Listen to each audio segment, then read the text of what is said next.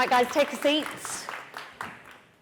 I'm Harpz Kaur. I'm a Virgin Radio presenter, TV presenter, host, and DJ. So today I am unfortunately going to be waffling along in your ears for the next hour or so. But I'm also joined by an incredible panel, which I'm going to get onto in a second. But also I just want to say hello to anyone that is watching online, because I believe this is being streamed right now as well. So everyone just do a little wave in the air. Hi everyone at home if you're watching. You've got to be polite in these things, right? Now, I've managed to get together an incredibly talented group of people, all from the creative industry. They've all done exceptionally well in their own fields, and today we've got the chance to get to know them a little bit better, figure out how they got to their destination, or current destination, should I say, and what maybe they can advise to you guys, or anyone else that's watching at home, or somebody that you might want to pass on that advice to. So, please show some love to our guest, multi-potentialite, women's wear fashion house, creative director, choreographer, and performer. It's Saran Kohli. Publishing director and editor of the year winner at the 2024 British Book Awards, it's Kishani Widyaranta. A visionary in the British music industry and founder of Desi Trill, it's Shabz Naqvi. And multi-award-winning journalist and the Times contributor, it's Shayma Bahkt. Now guys, I want to start off by saying congratulations for all of your achievements that you have got under your belt so far, because I'm sure there's so much more still to come. And thank you for being here, for sharing your journeys with everyone. So, I've got a lot of questions. Let's start from the start. How did things happen? So Saran, I'm going to start with yourself. What made you want to go down the creative route? What was that drive that made you wake up one day and say, this is what I want to do? I was just a naughty child. I wasn't academically strong, but I was into sports. So the first creative sort of expression that I had was dance. And this happened through my childhood. I was born here. I was 2 years old. My mum and dad, unfortunately, divorced, and then my mum was left in a compromised situation of bringing myself and my sister, and it was a really difficult situation in terms of we almost didn't have a roof over our head, and she had just started a fashion business. So my grandparents stepped in and they said, we'll take care of them, you focus on this, and she made a promise that, you know, once I get my first house, the kids are going to come back. So I moved to India. Moved all the way there, only to know that I had a love for hip-hop and street, which happened purely because back then, I'm talking sort of, don't want to give my age away, but early 90s, let's just say. Just, you know, TV with 5 channels, and I was exposed to Motown, Michael Jackson, Frank Sinatra, pretty much that the early stages of hip-hop, and literally just watching and mimicking Michael Jackson is where it started. That I felt that was my first love. He can actually do the moonwalk, by the way, I've seen it. A little slower now. But that was my first sort of exposure to what I would say a creative outlet. And I was literally just, you know, I would ask my mom, can you just make me the Billie Jean outfit? Can you make the Smooth Criminal outfit? Or could I, you know, and she would be like, yeah, sure. And then just me in the living room just dancing away. And I'm Sikh, so I had the long hair, so I did definitely look like Michael Jackson then. Did you? Yeah. So, okay. And yes, I added the frizz one day as well. So I did the whole 9 yards. Full effect. Full effect. I wanted a full performance with no audience. So yeah, that's what it was. And I think during that time was the exposure, and eventually when I moved back, I had the opportunity to audition, and that's kind of where that side of things, that first creative expression started off, and the fashion side came in is when I was exposed to the family business. But I decided to then take it, you know, academically. That's the academic choice I made, was to study fashion at university. And hand in hand, both things worked well. That's what brought me to today as being a choreographer and a menswear designer. And it all kind of ties into one. So, best decision you've ever made? I actually wanted to be a cricketer or an actor. Anything else on the list? No, I actually generally wanted to do that, but my grandfather wasn't keen on me doing anything. But he was a retired army man. He was a lieutenant colonel, so for him, he wanted to make sure I went to university and I had what you call a degree, and he was very traditional in a sense. Yeah. You know, coming from a South Asian family, you know, he was like, you know, he didn't say, oh, you got to be a doctor or engineer. He said, no, you got to have a degree, you got to have your 9 to 5, and then you can take risks. So he wanted me to get to a place where I could make a decision. But that talk of, you know, can I go to acting school over the summer? I was like, nah, now's happening. So I stuck to the living room dancing away till sneak in auditions and carry on. And you did well, and it's never too late to be a cricketer. I'm just putting it out there. Now, Kishani, the world of publishing and now on to winning awards as well. Do you remember your first day of when you started this journey? I think the world of publishing is so opaque to so many people that not many people would grow up and think that they could become like an editor. They don't really know like how books are made and anything like that. So when I was younger, I didn't know that this was like an option as a career. And it wasn't until I went to university and I realised that it would be an absolute fool's errand to become an academic and maybe not the best career choice. And I was looking at what else I could do. And I've always loved reading. I've always read a huge amount and always been very passionate about the like communication of ideas, like people sharing cultural experiences together, and you can do that through books as well. And that's when I kind of realised that I could have a career in publishing, and that also it would allow me to like learn for the rest of my life. Absolutely. So like an editor, like it's so interesting to be on a panel with like creatives, because I'm not a creative, I'm someone who enables creatives. And so what you get to do as an editor is that you get to work with lots of different amazing writers on lots of different books and always be learning from those people. So I feel like very lucky that I realised I could do this thing and have managed to make a career. And that must be such a rewarding feeling as well, because it's almost like you're pinpointing and finding those people to do that for, right? Yeah. So it must be a really nice feeling at the end of it when you do publish something. Yeah, it's hugely rewarding. There are obviously times where things don't go exactly as you would like, or like, you know, Life doesn't always go that way. Life doesn't always, you know, and there are times where like a book might not land in the way, or you think it deserves a bigger audience. But that process of working with a writer is always hugely rewarding, and trying to think, what is it that they need to like enable them to achieve everything they want in this book, or how do we help shape their career, or thinking of those opportunities. There's like the kind of on the page work, and then there's this kind of larger kind of problem-solving, caretaking element, which is, hugely rewarding. And well done, because I can imagine it's not an easy thing to do. Shabz, moving on to yourself, you know, you're heavily involved in the music scene, something that's constantly changing all the time as well. Sound is always changing. What's it been like for you at the beginning of your journey compared to like where you are now, would you say? In what sense? Like, in terms of the scene changing, what's it been like for you? I mean, like the scenes keeps on evolving with technology. Right? Like now that technology's changed, we're more diverse now. We've got like the incredible West African music coming through, and with that comes West African teachings of culture. So I feel like it's more diverse now more than anything, because when I first came in, me and my friends, collective called Soul Solid Crew, we was very much like a minority within the majority of the music business, of meaning that was very white British music. So yeah, so there's been even more acceptance in terms of cultural diversity in music today. Yeah, absolutely. Now, what was it like when you decided to go down this route as well? Did you have the kind of backing that you wanted from people? What was that like? I'm still battling through that now. I was going to say, I'm glad you said that. That's an important part of it. I mean, like, it's so far it's been great. It's a blissful journey. And I'm just using my teachings of, again, when I like refer to Soul Solid Crew, it was a time of not being heard as people of melanin, right? So I've taken that strength and I'm applying it to the South Asian culture, because at heart, and I'm a real Indian kid, grew up on, like most of us say, in Bollywood movies, and as well as the swing beat era of black music. So just bringing in the fusion of both brown and black culture, and again, using that whole teachings of a strength of being heard and how to bring it in without stigma. So that's where we're at today. Yeah, absolutely.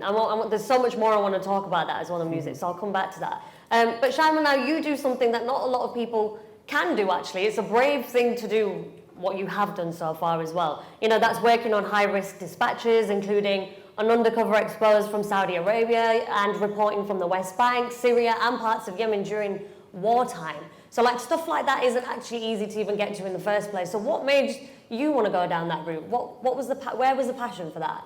I mean, I'm sure most of us in this room have seen people like us being shown on the news, but how many people do we know in our network growing up that were actually part of that process and part of informing the news? And I think I would, go back to where I'm from, which is Pakistan and India, and I would see so many stories not being told.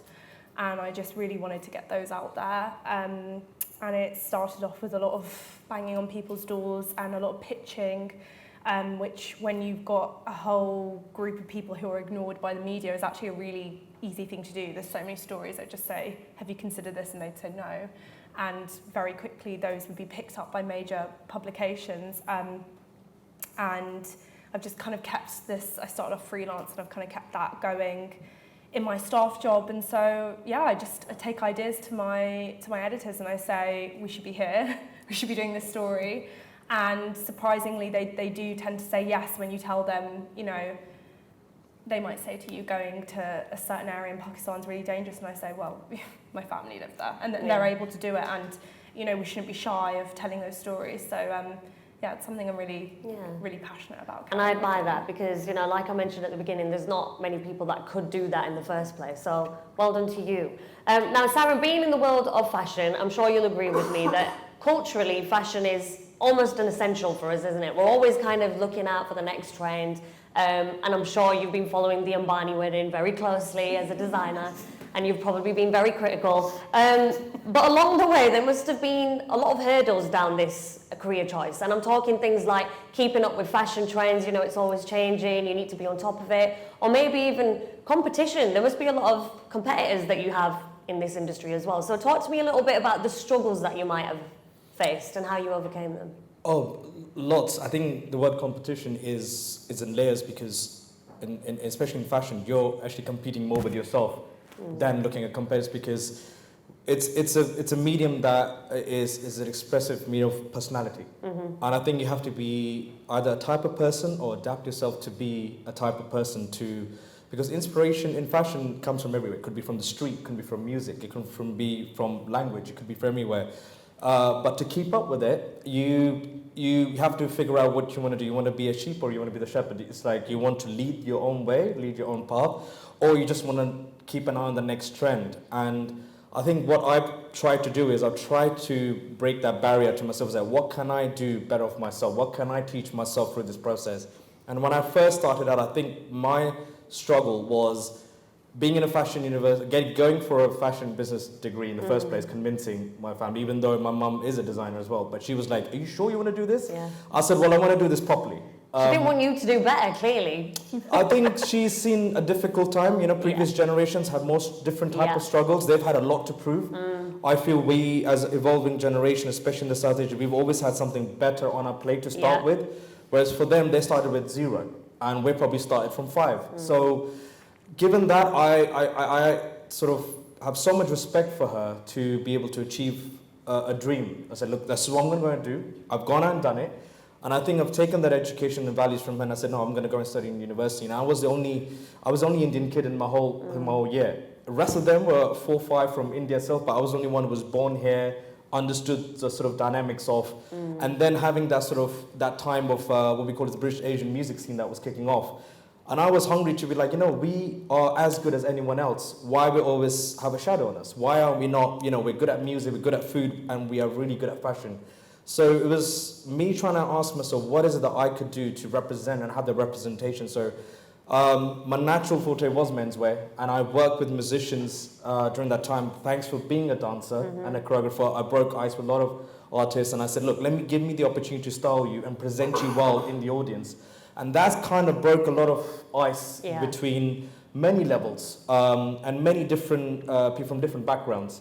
And I think it was about pushing the envelope. But competition is something, especially in today's age, which is social media and digital world, you are not just competing offline, but you're competing online. You post something at 11 a.m., but by 5 p.m., you're like, what am I doing? So you have to kind of break your mindset and divide between and find your own language. And the most important thing is have your opinion, stick by it, follow through.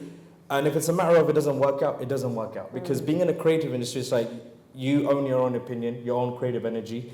So clothing has allowed me to sort of surpass that in many different, from film, TV, and music, and hopefully whoever's left from the Ambanis now. No, and I agree with that because I feel like if you don't try, you're never going to know, right? It's one of those things. So it's trial and error, especially in that industry. So thank you for sharing that. Kishani, back to the world of publishing. What kind of hurdles did you find? Was there any kind of barrier just because you came from a South Asian background? Did you feel any of those kind of struggles whilst you were trying to get to where you were? I mean, I think, I graduated in, also not to age myself, but I graduated in 2008, which is like the recession. So at that point, publishing was taking a shrink. I think the industry shrunk by something like around 10%. And so it was very hard to get like a kind of permanent position. So I was very lucky for the fact that I'm from London. So like and that enabled me to do bits of work experience, to do shorter stints here, to really piece things together. I don't think that my parents necessarily understood what I was doing in that period, because I think like your routes of access into the creative industries are generally like a little bit of a zigzag. They're not necessarily straightforward. They are really kind of leveraged against people who, you know, don't come from means, don't come from connections, all of that kind of stuff. So I think that I was incredibly passionate and determined, and probably more determined than some other people that would not have stuck it out for as long necessarily. I think that the industry has changed like a great deal. It looks very different than when I started. Than how it did then. It was much less diverse. There are lots of initiatives and efforts that are being made. There is still a way to go. And I think particularly on the commissioning side as an editor, what you're doing is you're saying, this is a book that I think we should buy, this is an author that I think we should buy. I'm saying that I think that there is an audience for this book. You can't do that alone, and that is also dependent on everyone around you and all the team that you're working with. So that it's so important that you're not the only person at that table, basically. Absolutely. And that thing of having diversity across all the different departments, like editors are very visible, but like who's the person in marketing that's going to be communicating this book? Who's the person in publicity that's going to be talking to the press about this book? And I think that there have been these kind of incremental steps forward that have made all of that easier. And that's all really important. And I think that when you have people who are like me, who are very visible, who've been very successful, it can really say something really amazing about publishing, which is you can be successful, but then how much am I like an exception, and how difficult is it for other people to feel like the books that they're raising or the people, the audiences they're talking about are really recognised by the publishers. So I think it has changed like a great deal, and it's definitely moving in the right direction. I think there's still So moving forward, you feel like it's going to get a little bit easier, right? Yeah, I think it is getting better. Anything. I think the really crucial thing is about like diversity of the workforce. Yeah. And I think, and then it's about investment in those audiences and investment in that talent. Yeah. And I think it's those two things together that are absolutely crucial, because we've seen that with books by writers from minoritized backgrounds, that sometimes there'll be projects that are, you know, they're required in their book, but they're not really backed in the right way. And I think that you need to be seeing it through in a way that like really, truly has integrity. And I think so much of that is about who's in the room. And I think like, you know, one of the partners for the event today is Elevate, which is the network for people of colour within HarperCollins, and that is really employee-led. That is like a group of, you know, diverse young people, generally like a lot of younger people in more junior positions from the company that are giving their own time to create a support network for each other and to also really champion the books by authors from diverse backgrounds that we're publishing. And like that's so important, and it's like really driven by people. So the biggest change has been that I'm not the only person there, and like those people are also the people that are driving further change. Yeah, very well said. So thank you so much for that. Now, Shabz, just going back to the music scene, in particular the British Asian music scene, we're constantly trying to put ourselves on the map. All of us are in our respective fields. But what is it that's taken us so long to get there, would you say, from your perspective? You know, you're around these artists a lot, you're around the music a lot, you understand how it's been changing, but we're always screaming, you know, aren't we, all of us, we're here. Why is it so difficult? This is all opinion, by the way. I think a lot of it's got to do with stigma. if you look at even some of the roles that we've played as South Asians, from EastEnders to Simpsons, the list goes on. We've had great shows like Goodness Gracious Me, but all of these are stigma-based, in my opinion. So I feel like that is starting to change. Again, through technology, there's more acceptance to every different cultures. And I always look at ourselves, here's a prime example, growing up from South London, when we was in the playground, if you was West African or South Asian, there was this stigma. Yeah. And my close friends, our dear friends of Jamaica, would always kill our noise. Do you know what I mean? As time's gone on, through technology and sound, that's obviously killed the stigma. So I think there's a little bit of stigma. South Asians tend to be a little bit more quiet as well. We tend to be a little bit more like, go home, all right, cool, which way shall I go? Yeah. Do you know what I mean? So, do you think that is more down to us as well, though? Maybe it's our decision making along the way that's making it harder? I think it's a lot of our teachings. Like, again, growing up in South London, I was able to see what my parents are saying and what my other friends of Jamaica, their parents are saying. And my parents was very much like, listen, be glad you're here. I don't want police knocking on my door, and just relax. So with those, that is a teaching that's been handed down. So we tend to be like, again, we get told to go home, which way shall I go? So whereas every other culture, especially I love and praise black culture, because they've always been very outspoken, very much like, don't talk to me like that. And I feel like we're getting there now. And you've got to be like that sometimes, right? I think that at all times. All times, yeah. Especially if you're not in the wrong. Fight your corner, guys. Well, I just feel like, it's all those, that's my opinion of it all, and I feel like that's what I've been set out to do at Desi Trio is, again, if we're talking about numbers and diversity of a community, we've always been the majority of a minority in the UK. Yeah.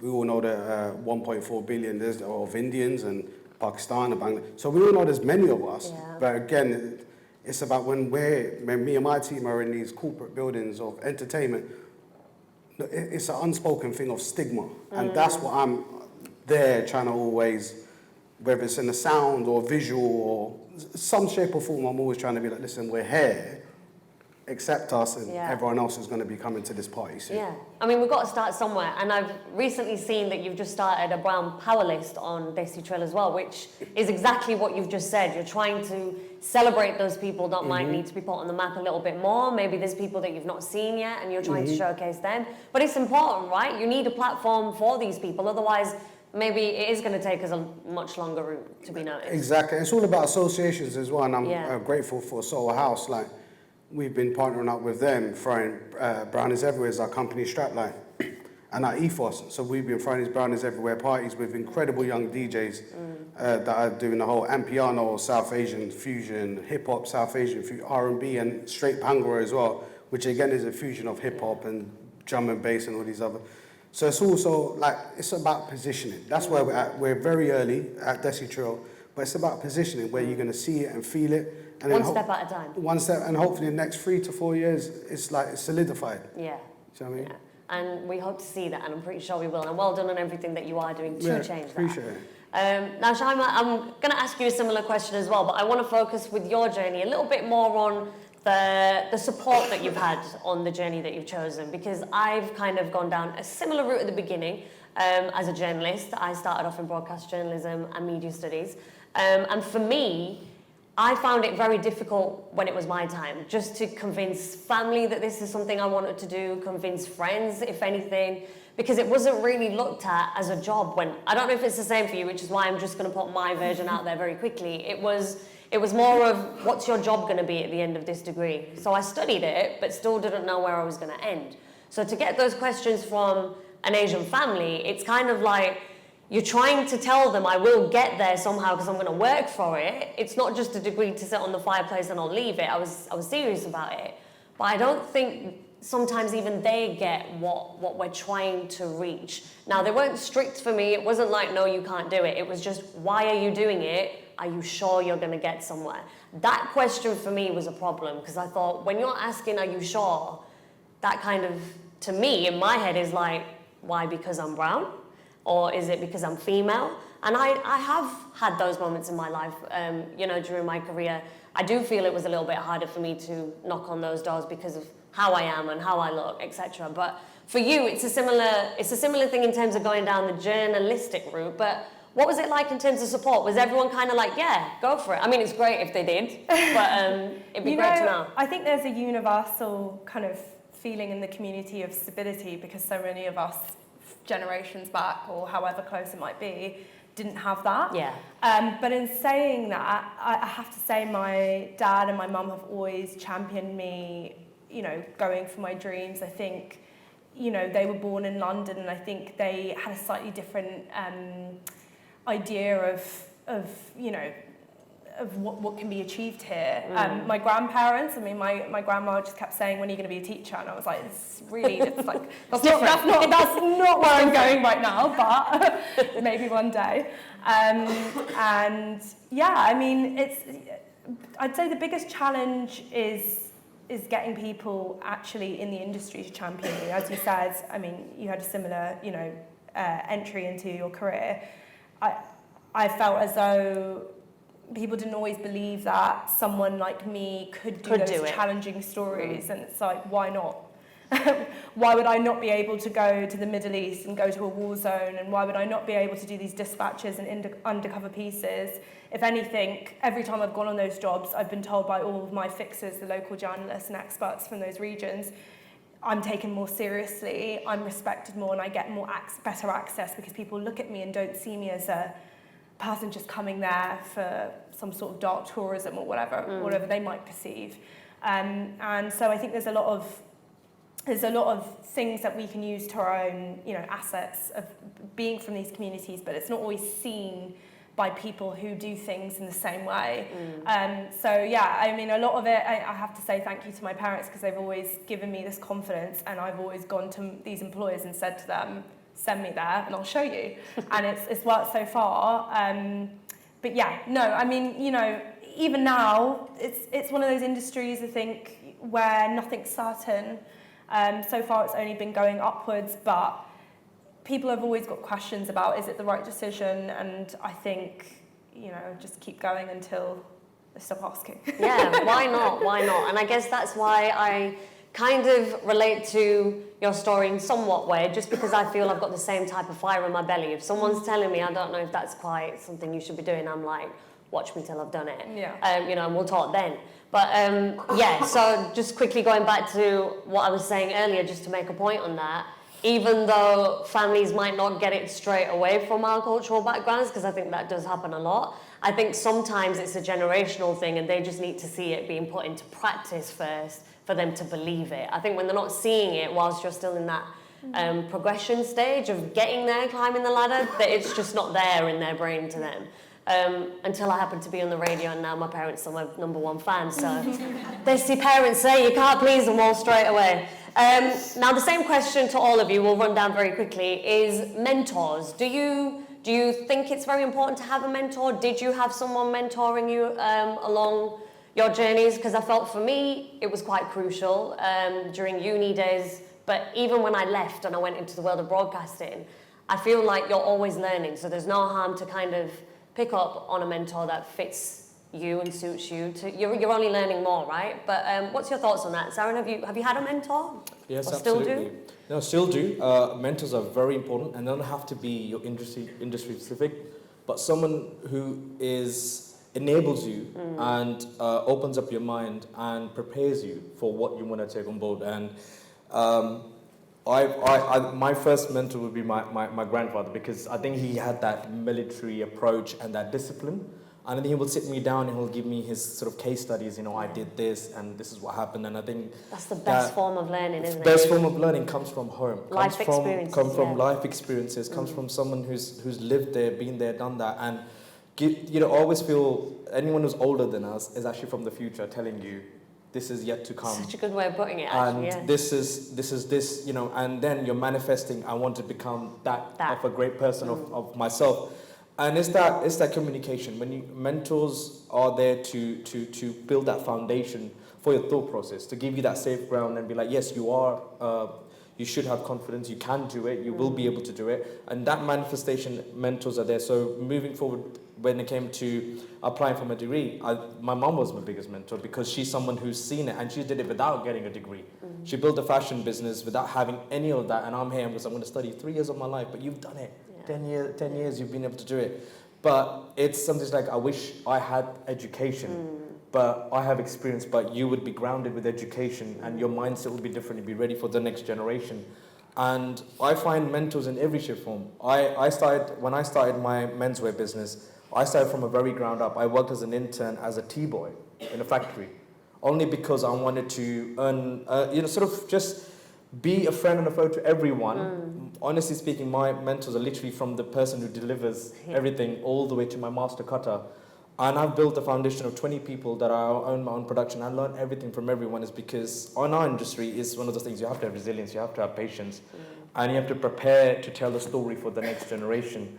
So you can only do that if you've lived and been in someone's shoes to be able to do that. So I find that we are already very I think the time today is so diverse. There are a lot of people from our background, especially our background, who are getting into fashion.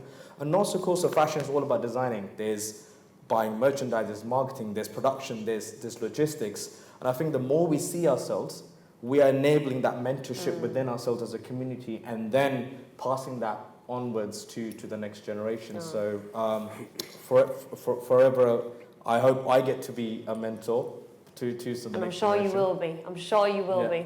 Kishani, how about yourself? Yeah, I mean, absolutely.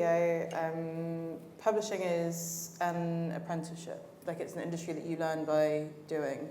There are like a couple of master's courses, but most people who come into industry have never worked in a publisher before, don't really know how books are produced, don't really know what it's like to work with authors, agents, everything. It's like a completely new landscape that you have to learn. To try and do that without mentorship would be, I think, completely impossible. Yeah. I was incredibly lucky to have a number of women in particular who took an interest in me when I was junior and would help me with things like they would look at a cover letter and they would point out things that you didn't even realise That you wouldn't were notice, missing. yeah. You would have no idea, and they would like maybe recommend you for something, and like all of that, all of those small kind of vouching for you, those small bits of advice, all kind of pieced together to like build like the stepping stones of your career. And then I was very lucky, so I now work at Fourth Estate, which is part of HarperCollins, and prior to this I worked at a company called Picador, which is part of Pat Macmillan, and I was very lucky to be there for about 6 years and kind of cut my teeth, and within that editorial department is a kind of legendary publisher called Ravi Mirchandani, and I really learned so much about how to be an editor and how to have like a very international outlook and how to make that work from him as an example.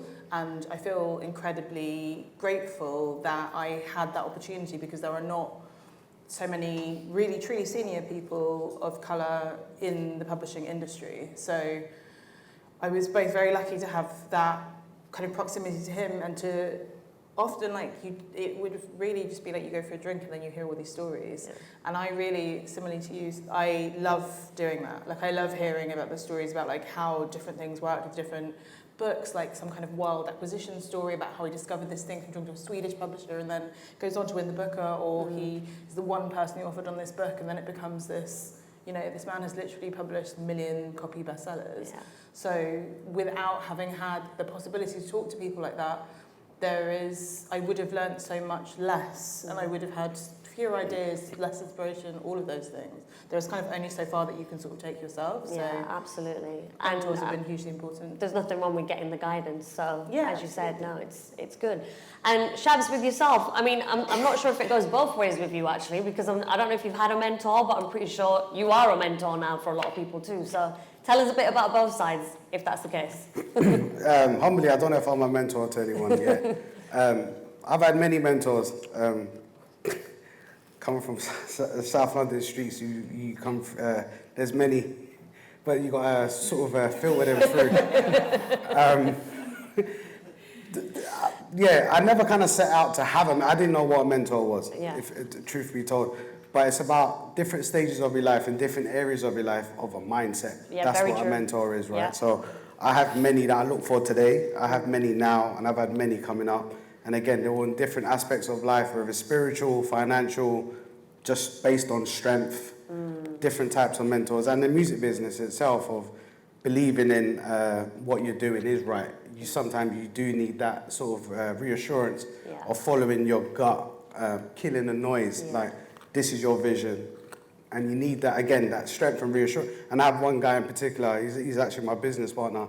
His name's Tai Tai. He's always like, forget what they think. Like, F that. Like, we're going to do it how we're doing it. And you need that sort of like strength to bounce off each other to go, yeah, that's what we're going to do, what we want to do. So yeah, so mentors are definitely, but I would always, it's the mindset is what we're looking for. No, and I 100% agree with that. And I think especially with people like us as well in the fields that we're in, it's very easy to just give up as well, isn't it? So maybe it is important to have those kind of people around you, that support system, as opposed to, mentor, it's the same thing really, isn't it? You just need the right circle of people around you to help you carry on, because it's so easy to fall off, I guess, as well, right? And to be honest, a mentor can also be off a textbook or someone's life story and you've never met them before. That's a mentor as well. And to be honest, now that I'm talking out loud and thinking about it, many mentors for me came through research. Like, is that how he did it? I remember reading the Jermaine Dupri book and seeing how he did it as a kid and discovering crisscross and then building out his studio. So he became a mentor without me even knowing him. So it's all about searching for stories wherever they are, wherever on the internet, and being inspired. And it's a mindset and just following through. Yeah, no, I'm glad that's another key word there, mindset today. Shayma, how about you? How about yourself? Mentors? Yeah, so many. I can't even count on my hand. Journalism is there's a lot to navigate, a lot that's kept in the industry, and I've been totally dependent on mostly women. There's so many things that I could say. A big part of it is also feeling like the weight of your community on your shoulders and the stigma that the news can bring and mistakes that can be made in the news and trying to avoid that, but also obviously trying to find a path that not many people have taken. You'd definitely encourage it. Yeah, 100%. And people ask me for advice. I wouldn't say I'm a mentor to anyone yet, but I will always give them my time, because I wouldn't be in the position that I am without the generosity of other people and that time. So yeah, 100%. So I hope that's something everyone's taken note of. Mentors are probably a good thing. What advice, guys, would you give to everybody watching, listening at home?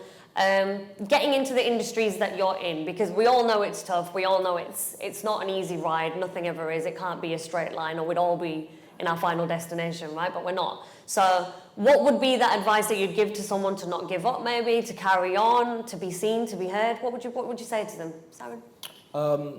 I think it's very important to, the most basic thing, have passion.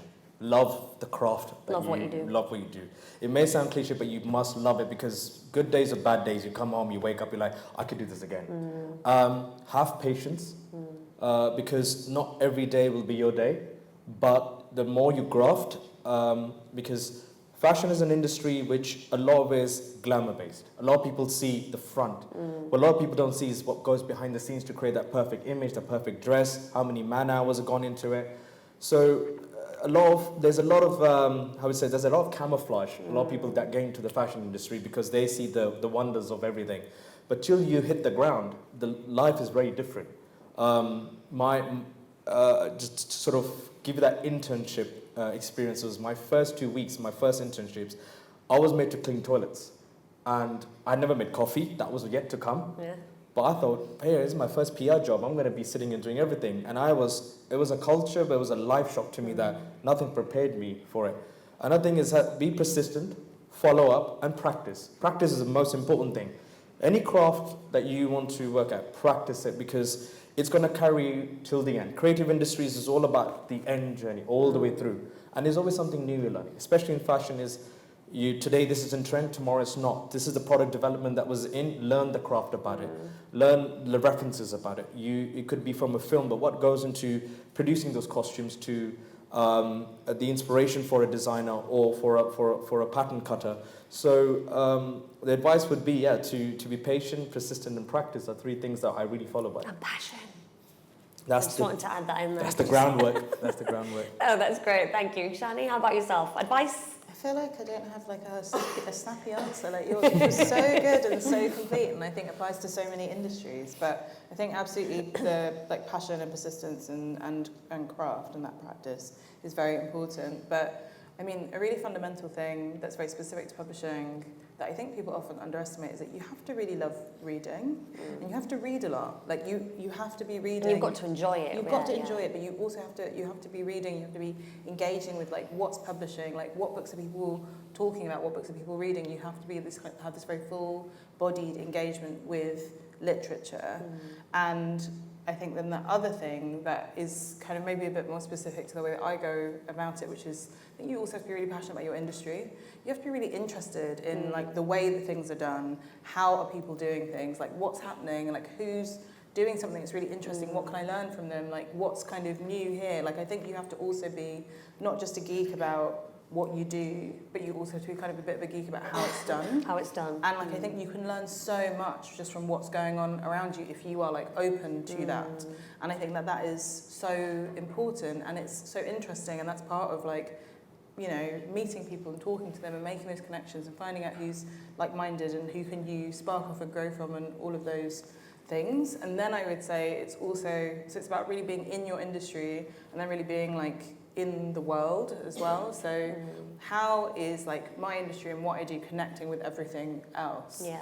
And I think like this panel is like such an interesting example of that, and like the different, you know, threads of connection that everything that all these people are doing that you're doing, and who it's connecting with and who's listening to it, and the way that these different art forms and these medias like feed into each other, what's happening in the news, what's happening in politics, how does that feed into books. So much of publishing is actually an engagement with so many different forms of culture and an engagement with the news. It's about seeing who's doing something interesting and like have they thought of doing a book. There was when I was at Pickador, there was a really big book called This Is Going to Hurt by Dr. Adam Kay, and the editor that I worked with who published that book, Francesca Main, she had just been to see his stand-up show at the Edinburgh Comedy Festival where he was talking about quitting being a junior doctor. Okay. And she was like, I think there's a book here. And she literally worked with him on like the notes that he had from the show, which is just like a ring binder full of stuff, and then crafted this book, which has been a best-selling book, which has been a series of children's books, which has also been a TV show. Yeah. So that thing of like being like really open to the world, I think is like kind of crucial in any creative industry. 100%. And just picking up again on enjoying what you do, because it's coming up quite a lot today, is I'm a strong believer of that. I do feel the ones that really enjoy what they're doing are the ones that go the furthest. You just have to love what you do. Otherwise, life just becomes more tough waking up every day going, I don't want to do this. So yeah, thank you so much for that. Shabz, how about yourself? Advice, what are we saying? Definitely, passion is key, but it has to meet logic. Like, it's got to be sense behind it as well. There is, because like, yeah. I work in the music business, right? So everyone's passion is always music. Mine is clearly food, but I'm not going to be a chef. Well, we didn't know that, babe, but we do now. But it doesn't make me a chef. Do you know what I mean? So it's like you got to have some logic behind and learning your craft. Like you touch on some great points. It's like learning. You got to be to learn the academics without it being a degree. Like, to learn where is it going, where's technology taking. You have to be fully involved and indulged in what's tomorrow with the passion. So logic and passion has to, with the vision. With vision, love that, love that. Shayma? I'd add one more thing, and that's like having, you know, real purpose in what you want to do. And I say that because a lot of people come into journalism and they want to be a hero, they want to be on TV, or they want to be this voice or be known. And it gets really scary, it gets messy and really tough. And unless you've got, you know, a bigger goal at the end of it, you're never going to keep going. And I've seen a lot of people like tap out already. Yeah. And I just feel like I know who I want to tell these stories for. And so I keep going for that. And the other thing is just dreaming big, like keep dreaming big, because I mean, I'm in papers and I'm in a newspaper and I do a lot of online stuff, but initially I actually wanted to get into documentary making because I feel like the way that you can tell stories visually is so powerful. And I never searched for that, I just carried on doing my own thing, and you know, I've got some projects now in the works, and it's just, I think things come to you when you really want them and when you really believe in them. And yeah, it's kind of amazing when you put your mind to something, what just emerges can in front happen. of you, yeah. Absolutely. And comes to you. Yeah, thank you so much to all of you for your advice. If I had to quickly jump in at the end of that as well, I would say take risks, because I feel like without risk, there's no story. And I've been a very late learner to that. I've only just recently learned that in the past couple of years, that if you don't try, you're never going to actually know. And sometimes in reflection, I feel like I've learned that maybe if I just took that risk a little bit sooner, maybe I could have been somewhere else right now, in hindsight. But going forward, I want to know more about taking that leap of faith, because I do think sometimes it can actually just work in your favour if you just try it. You'll never know unless you try it. So thank you very much to each and every one of our guests today. Please give them a huge round of applause. And thank you so much to each and every one of you for being here. And I am going to open up the room now to you guys. So I'm sure there's loads of things bubbling in your mind that you want to ask. Please use this opportunity to do that. So it only takes one person to start, by the way. So where are we going? Yes. Do we have a mic? Oh, we do have a mic. Sorry, bear with me. Thank you. Hello. My name is Hasib. I'm a young South Asian. And for all of the people on the panel, my question is, what would you do in my position if you're trying to get into football, like the behind the scenes? What would you do to make your voice heard? What would you do to make your voice heard? Would anyone want to pick up on that? I mean, you have an iPhone or a Samsung or some sort of, modern phone, so you've got the ability to film yourself. I think give it a go and just start creating some of your own behind the scenes footage and putting it out there, and taking that initiative early is normally what gets picked up really quickly. And you always got to start from somewhere, so don't worry too much about the views and just go for it. Yeah, definitely. Try grab as much as you can. Anyone else want to pick up on that? Yeah, my thing will be everyone wants free time, right? Go and give up yours. Go to the local academy, go to where, I don't know what aspect of football you want to go into, but go there and give up your times. An hour a week, 2 hours a day, whichever one you can give, and really learn there. And then hopefully someone else sees that passion that we all said about and that dedication, and then it shifts you on. No, that's some really good advice. I hope that's answered your question. Happy? Yeah, good. Anyone else in the room? Anyone else want to ask anything? Yes?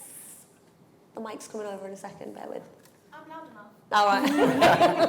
Never mind. Thanks, everybody. I mean, it's been such an interesting conversation, but my question is sort of more for Harpz and for yourself, Shabz.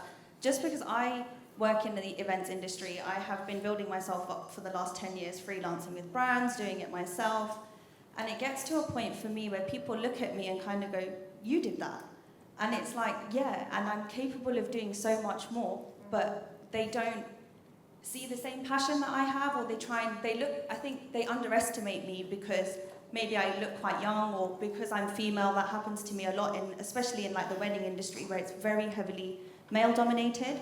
So it gets to a point for me, it's like, I have that passion, I have that, I'm hungry for it, but when or will that opportunity arise? And I think for me, it's getting to a mental stage of like, okay, how do I do this now? Because I'd love to get into presenting. I know enough people in the industry, but nobody wants to give me that chance. And I'm on social media, I'm doing my thing, I have an audience. So it's like, I look at myself in my position and I think, am I going wrong? Or is it that belief that because of the South Asian heritage, is that the reason I'm not given that chance? So it's like, how did you guys break past that? Because brown is everywhere. It's like my ethos at the moment. The amount that I'm loving it is insane, because we need that platform. We've not had it. Nobody has ever gone, this is like the top 10. And you're picking people that are not mainstream, which is actually championing the real work that people are doing. So for me, it's like, okay, but how do we, like someone like me, how do I get there? What advice could you give me to be like, okay, this is not the formula, but, Yeah. What's the answer? No, it's a great question. It's a great question. Shabz, you want to take that first? I think you're on your journey. The fact that you're getting people saying it to you, like, wow, it's you, and you're obviously threatening people, that's number one. And you're on your path. Like, without any resistance, there's never going to be any upside to it. So I know it sounds cliche, but you're on your path. Literally, you just got to stay at it, man. So Yeah. that's the best I could And I get. feel I'm going to echo that. But I've lived that journey as well. So I think I've just got a little bit more to add, and I'll try shorten it as much as I can. Just because I know how that feels. That feeling you've just mentioned of going, I've done so much and I've done this and I've done that, and people have spotted it, but why am I still not where I want to be, maybe? I think that's what you're asking. So I feel like for me, I've been in that position for a very long time. Maybe not so much now, but I was for a very long time. And sometimes that's the dangerous part of the journey, because I feel it's very easy to fall into a little trap in your brain going, I'm going to question myself now. Am I going wrong? Have I done something to delay this? Am I not taking the right steps? All these questions come in your brain, and I'm sure you've felt the same at night before bed, thinking, what else could I possibly do? I don't have the perfect answer for that, but what I will say is, through my experience, is it's so easy to tell people I'm going to give up and try to focus on something different. But when your passion keeps bringing you back to the same thing, going, no, but I only love this, it's going to sound really cliche, but you have to hang on to keep going. We're all in a position right now, especially from a South Asian background, where we're all trying really hard to knock on that door. And we're getting there. I still feel now, I think we're in a great place. I think Brown excellence, as such, is in a perfect place. We just need to come together to kind of push it, is the bit that's missing, I think. Because look at the music scene right now, and I'm sure Shabz can, vouch for this as well. We've had incredible things happen in the scene right now. Diljit's performing at Coachella. He's just come out on stage in India with Ed Sheeran. He's making, songs with American artists, which we don't really see happen. AP Dylan's been there, and, Gaurav Aujla's winning the Junos. Desi artists that I'm talking about, but moving into a mainstream scene. But my point of the story is, no one got there overnight. I'm sure they're all thinking the exact same thing during their careers, that, we really wanted to get there and we want to be on that stage, but I'm sure they've probably been doing it for years. Now, I'm not saying it's going to take forever, but what I will say is you've really, really got to hold on to what you want, and I'm telling you, one day, that one dream that you've got in your head of maybe being a presenter, this could be you next year, I don't know. You could be sat in my seat. Like, that's how it works. But not if you're going to stop and you're going to start doubting yourself and go into a dark space. And I'm only saying that because I've been there. So I think it's not a healthy place to be. Switch off that side of your brain. If it's going to take time, it's going to take time, but it's going to happen at the right time for you when it's meant to be. I believe that, I really do. Sorry, I'm waffling again. Right, any other questions? Oh, yeah, please, Saran, yeah. No, it's just hearing you both it's inspiring to share more, and I just wanted to add to that is South Asian narrative isn't a temporary phase, it's a permanent phase, it's a forever phase. We need to constantly share because we have so much to say. And just like that, it's you call it timing or luck, there's so much yet to come. Just to share an experience, I had that 1 week, which was my worst week, because for 2 weeks I had sort of no business, nothing was happening, no one's returning calls, I'm not getting any leads. All of a sudden, I get an email, which is, back then, was a fake email, but it turned out to be the biggest dream I've ever had was an email from Marvel Studios to do a costume design. And nowhere out of the blue, I was thinking, how did that happen? Yeah. But that's because, one, is just manifestation. Like, I have a voice, I want to express it. You do not know what's yet to come. And I think it's very important, like to say, Brown is everywhere is an amazing manifestation that we are everywhere.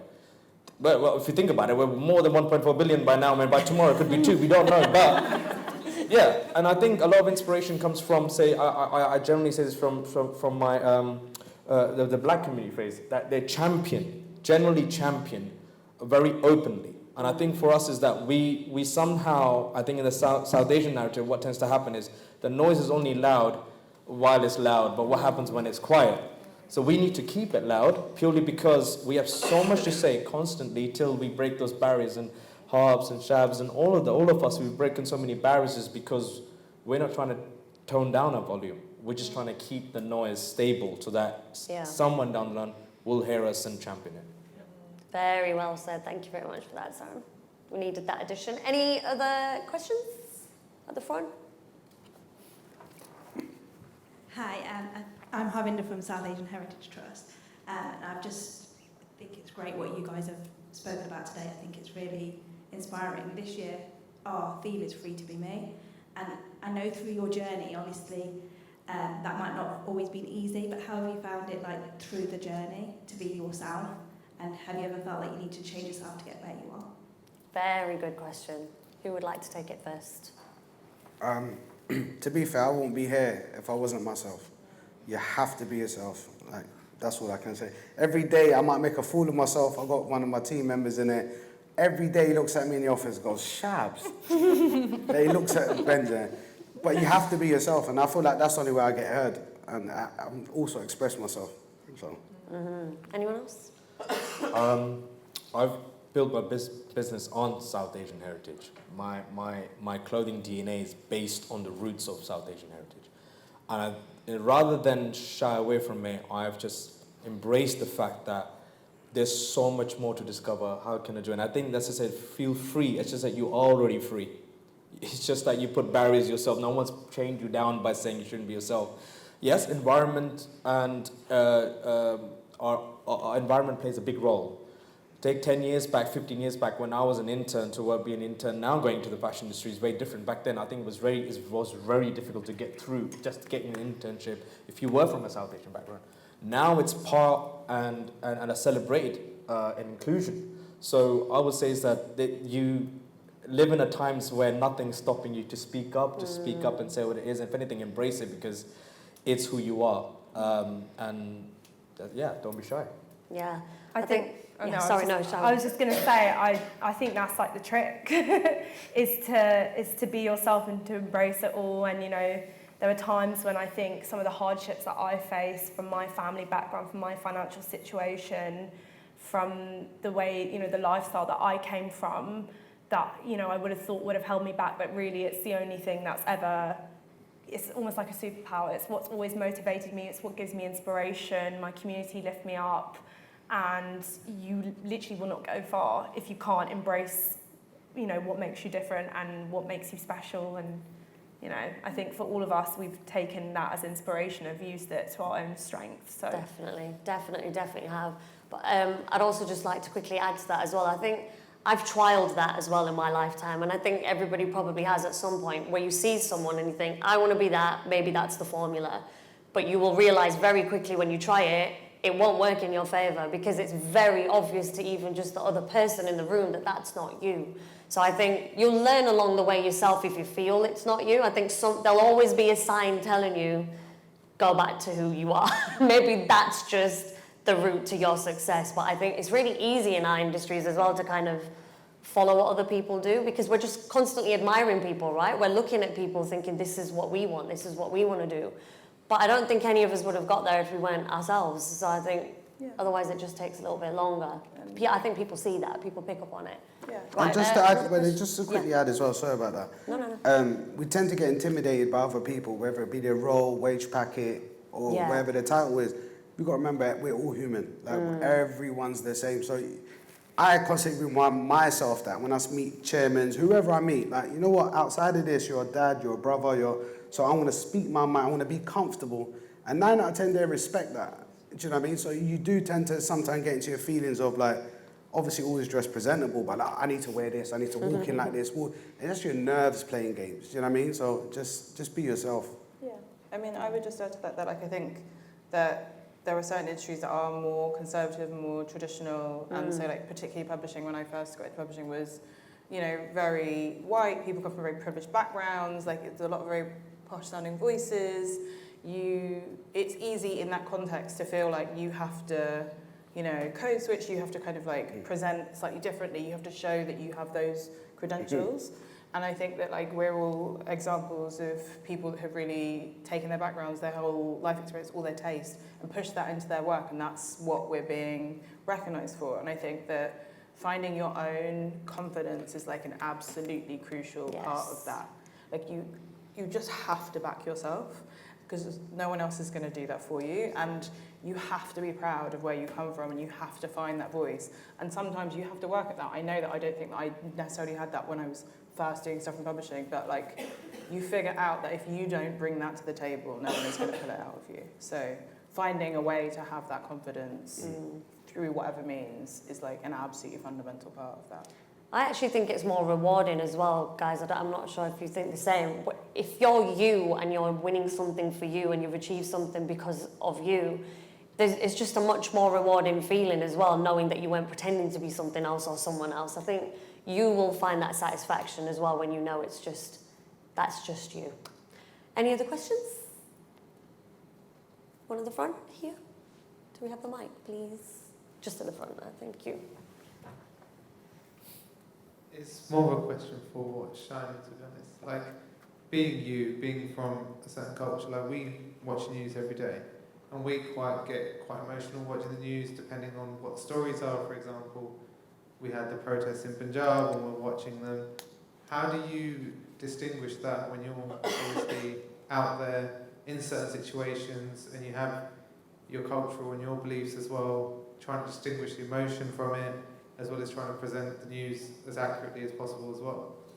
I mean, it's a really hard line to tread, and I find it, you know, all the stories that I try and tell, because I've been very privileged to have like autonomy over what I report on, I do get very emotionally attached to them because I care deeply about telling the stories of these people. But ultimately, the way that I look at it is every side is human. I've had access to prisons in Syria where I've had to speak to ISIS fighters. These are awful people, to put blankly. But in that situation where I was reporting on that, I was looking at the human rights abuses that were going on there and how it was basically rivaling Guantanamo Bay. And I had to look at these people who have done awful, awful things and see them as humans. And by being able to do that, and by being able to, you know, look at everyone with a clean slate, which is hard, and giving, you know, always listening, you get the most powerful stories, I think. You get stories that other people haven't tapped into, and it was something that was recognised, that did get shortlisted for awards. So ultimately, you know, I think it's hard because all the stories that I tell, I put a lot of care into, and so I get emotion. You know, it always feels very raw to me. But I think it's not about me. It's you know, the stories have nothing to do with me. Even if there feels like there's some sort of attachment, it's not about that. It's about looking at these people as human and listening to all sides and reporting it fairly. And I, you know, try and always do that with a clean slate. But you know, I wouldn't say I'm perfect, but I definitely, you know, I've seen a lot of these stories being told in a way that I wouldn't like them to be told, and I try and, you know, lead by example and do it as best as I can. That's dope. Thank you so much for your answer. Any other questions in the room? It's your last chance. Yeah, see, there's always one. My name is Amir. I work in the charity sector, I'm an external advisor to the government. My question is about when life is a roller coaster all the time for everybody. When you're feeling necessarily down, let's say, about lots of different external things that are happening, what do you do specifically to get yourself out of it? Very good question. Who would like to take it first? Anyone? I'll go. I'm a movies guy. I love movies and I love like TV shows. For me, it's a great mental escape. Some people's with music, mine is film and movies and TV shows. That's mine. Anyone else? For me, it's actually a good workout, a good Good release. dance session actually, just Me to and you break some both. sweat. Yeah, put music on, and just feel free for you know, give yourself 5 minutes of just no thinking, just dance. Or I would just love to just be in a badminton court for 1 hour and a half and just go for it, because it's just a Or play release. cricket, of course. If I've got 8 hours of the day, I would. Or if I was in a T20, then even better. That would be my dream every single day. But but I think it's like music, this creative outlets, you know, just diversion of your energy. If you're just one moment just building that heat up and you need to release that, use another medium that would help, because you just need clarity. A little bit of sweat, a little bit of clarity, and then take on more. Absolutely. Kishani, you want to add to that? I think, I mean, like, it's a couple of things for me. I think, like, having things that you're really passionate about that bring you, like, a lot of joy. So I'm a big, like, art lover. So for me, if I'm feeling any kind of way, if I, like, on the weekend go to an exhibition and it's, like, something I'm really excited to see, like, I can just have such a kind of escapist experience, and it really takes me outside of you know, wherever I am now, because I could be looking at, you know, a painting that's like 200 years old, like this person who's dead, learn about their life, all of this kind of stuff. It's like a really transporting kind of hobby for me. And then I think also friendships are really important, not to be really banal, but as a woman, I'm like very lucky that like I have lots of close friends that I talk to about how I'm feeling, like we support each other, and I draw so much strength and so much comfort from those relationships and cultivating those relationships. It's really important. Combination of all of that. I Yeah. love a good run, and I need a hug, you know, from my very close circle. I thought you was getting a hug while you're running. Not while running, I can't do both. separately. But yeah, no, I think, you know, when all of us are, you know, quite driven, and it's really easy to get lost in trying to do the next thing and the next thing and the next thing, it can be really overwhelming. So you need to make time to just like be with people who will tell you you're an idiot, and you need to stay humble.